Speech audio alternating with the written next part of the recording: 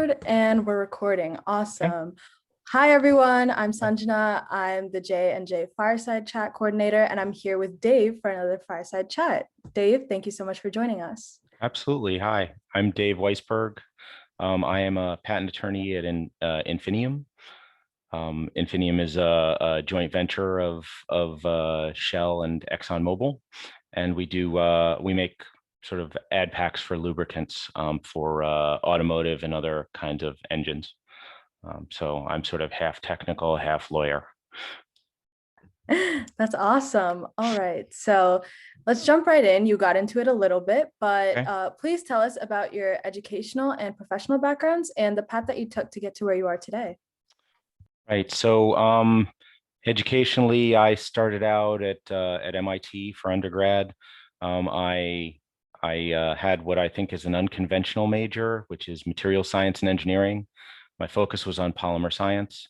Uh, I graduated a little bit early and went to graduate school at Penn State, also for material science, more polymer science. I worked on a little bit of artificial heart polymers. I thought I was going to be in a totally different field. When I was getting out of graduate school, the jobs weren't there. So I took the opportunity to go back to law school. I found a law firm that would actually fund my law school, so they paid for it entirely. I got very lucky, and I ended up working back in uh, the same technical field that I started in, except as a patent attorney, dealing with inventions and things that are related to polymer technologies and also any kind of materials engineering, things like that. That's awesome. And it's interesting to hear how you were able to go back to school and pursue something else. And it clearly seems like it's something that you're very interested in. So that's great to hear. Yeah, I ended up, I guess I sort of fell backwards into it. It wasn't my plan. I don't know anybody who really plans to be a patent attorney.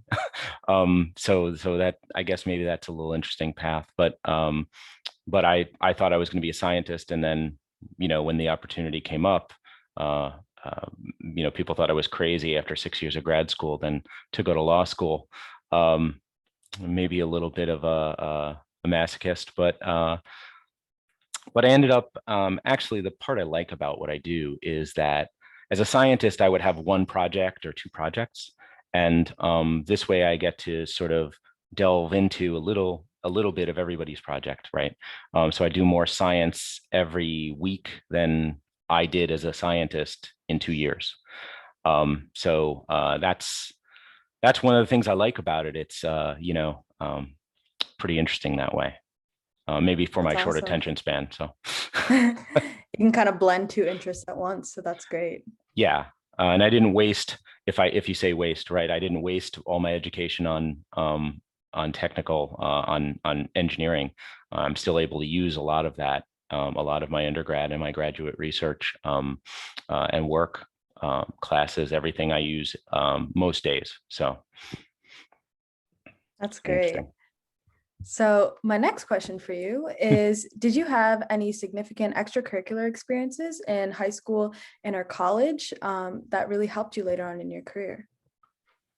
Yeah, I think I did have a lot of extracurriculars, trying to I grew up in New Jersey too, so trying to sort of get into MIT from a state where it's very popular destination was difficult. And one of the things that my parents did was we wanted to set me up to sort of succeed. So I did a lot of I was not athletic, so I didn't have lacrosse like you do. But I did have a lot of interests, both academic and non-academic. So I did a lot. I did theater in high school, thespian club. I did a little math and science. Um, but most of the stuff I did, tutoring, which also helped me with my studies. But most of the stuff I did was to enable my entry into college, if I can say it that way, more than anything. But it did. I think the experience did round me out you sort of see a lot of different points of view. You meet a lot of different people. And for my particular job, I remember thinking about how I would interact with people differently in the physics department or in math versus people who are actors or thespians. And you have to be able to speak to different audiences. And so, from my perspective as a patent lawyer, I have to be able to speak to both lawyers and scientists, and even people who are not all that savvy in either one. Sort of managers who just want the quick story.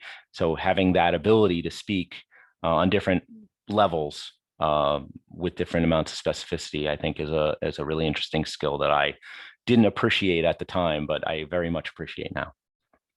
Yeah, and I'm sure that students listening in can also relate to having extracurriculars under their belt, and they may not really realize the value now, but as you said, it really is just about meeting new people, networking, improving on communication, and it really goes a long way in the future. Absolutely. I can't say enough Oh, about the good experiences. So agreed.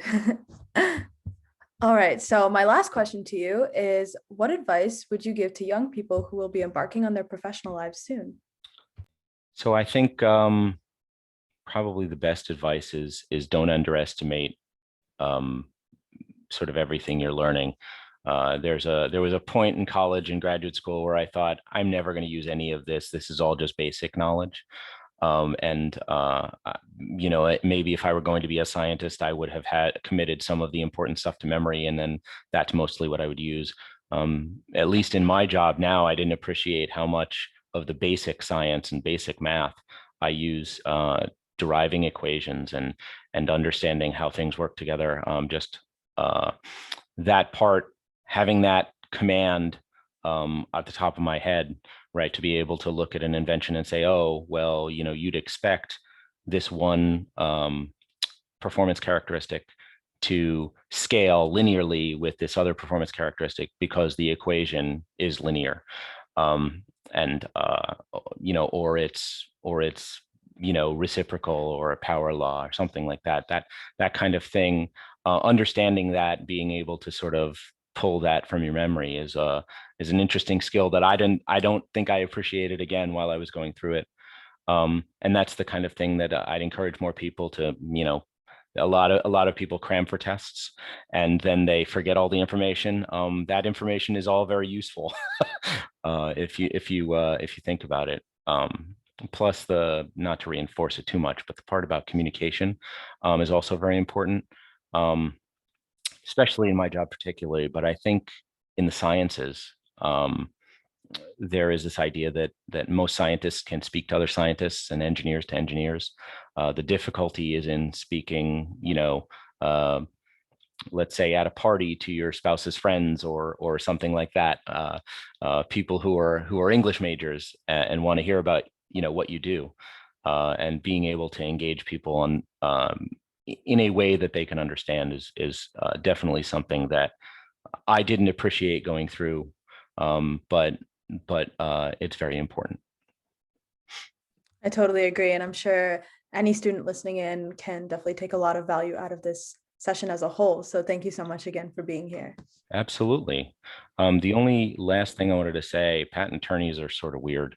Like I said, nobody really starts out to be a patent attorney that I know. It's a small field, but because it's the confluence of sort of two larger fields, it's a little bit elite, but it's got its own little mix.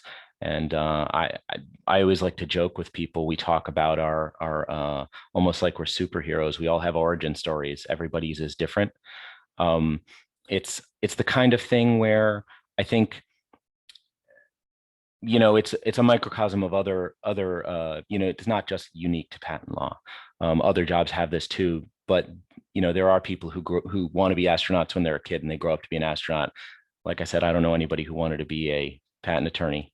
But it is the kind of thing where you can see a track through your life, and there are some random spots in it, and then there are some deliberate spots in it. I knew I wanted to do science and math, but I never knew patent attorney was the thing I was going to be interested in. So being open to that, keeping that option open, and finding a niche sort of off to the side, not straight ahead, not behind you, but at an angle.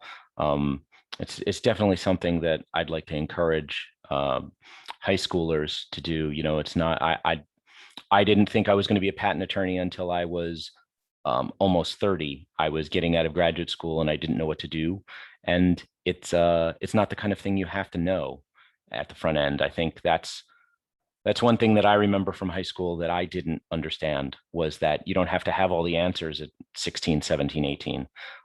There are opportunities to alter your life later on down the road. And patent attorney is one of those things where you can keep science if you're interested in that, and sort of do something with it without abandoning it.